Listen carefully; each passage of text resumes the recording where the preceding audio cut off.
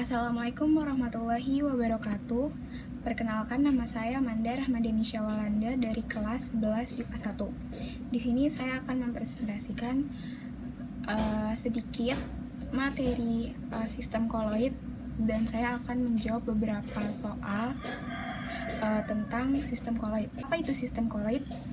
Koloid adalah campuran heterogen dari dua zat atau lebih, di mana partikel zat berukuran antara 0 sampai 100 nm terdispersi atau tersebar merata dalam medium zat lain. Sistem koloid dibagi menjadi dua bagian atau dua fase, yaitu pertama, fase terdispersi atau zat terlarut, dan yang kedua, medium pendispersi atau pelarut.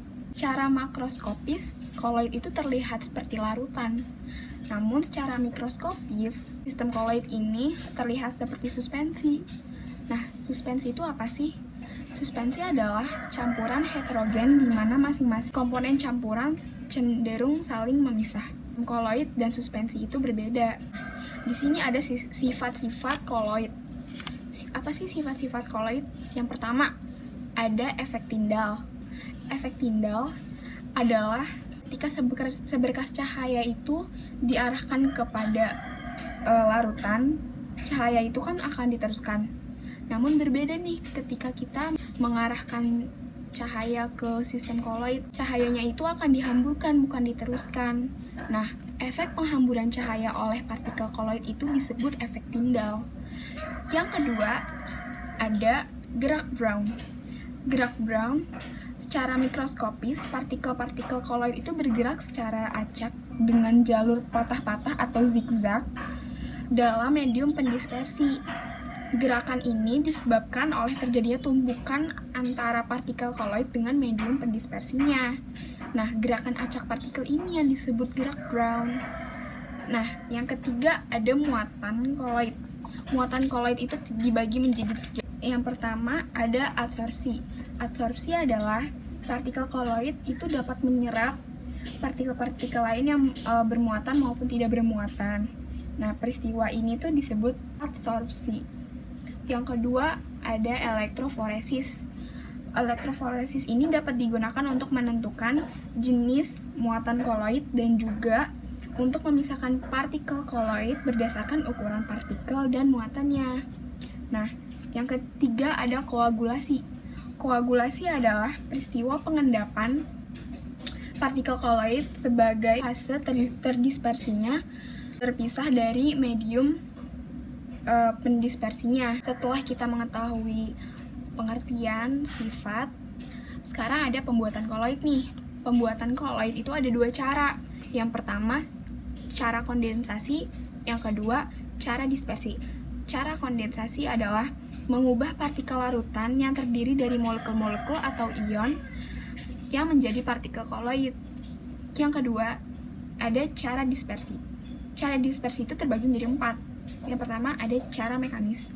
Cara mekanis ini dengan cara penggerusan untuk zat padat, cara pengadukan atau pengocokan untuk zat cair, dan kemudian didispersikan ke dalam medium pendispersi.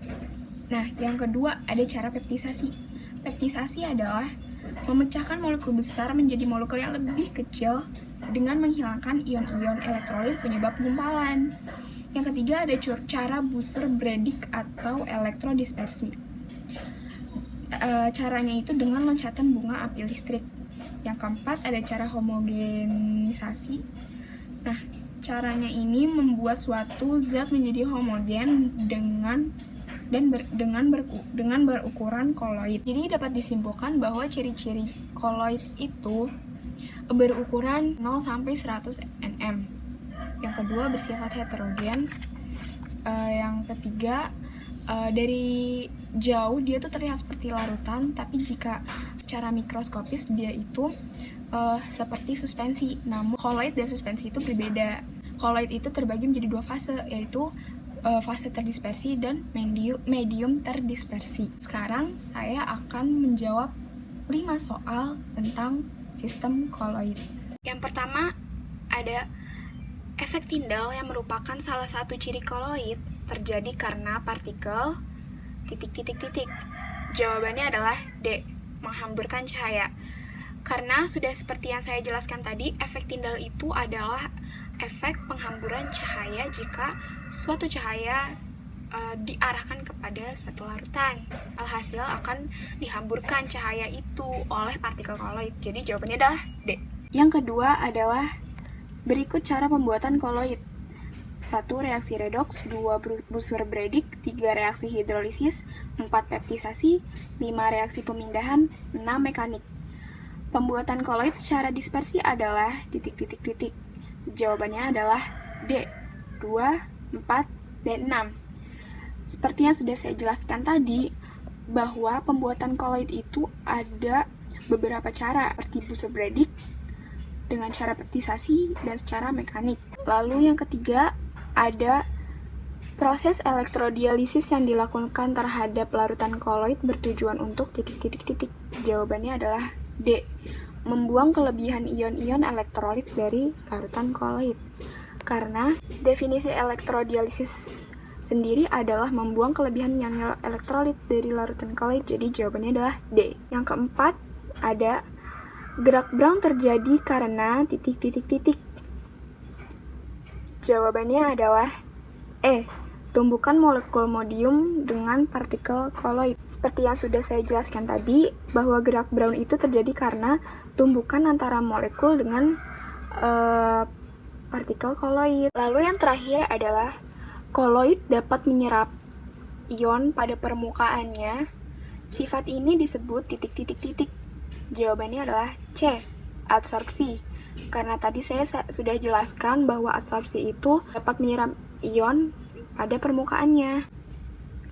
Jadi jawabannya adalah C, adsorpsi.